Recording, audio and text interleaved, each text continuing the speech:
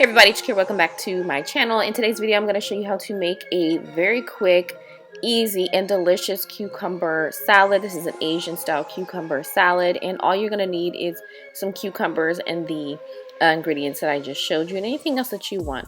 You're going to want to make sure when you are chopping your cucumber, you take the freaking guard off of the tip, so you're not wondering, why is it taking so long to cut this? Anyways, so you're going to want to skin 1 to 2 cucumbers and then chop them up like so. Then you're going to want to put them in a little container. Add some rice vinegar, splash.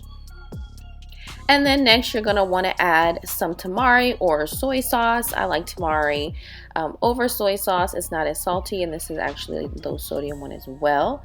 And you just you're just going to want to go to town. Can't talk today.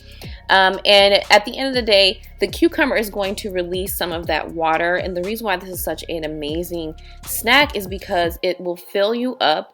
Cucumber is it's hydrating, a hydrating vegetable or fruit because it has seeds. But it's also low calorie. So if you're trying to lose weight or watch your weight or just trying to get more veggies into your life, this is going to be amazing.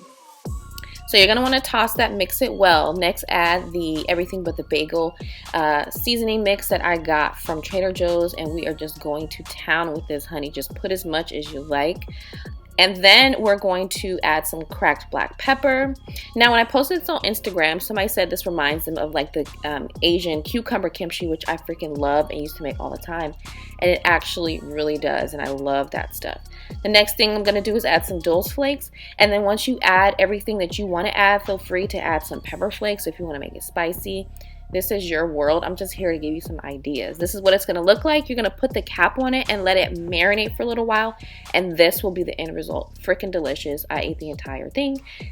And that's it. Thank you so much for watching. I hope you try. And I'll see you in the next video. Bye.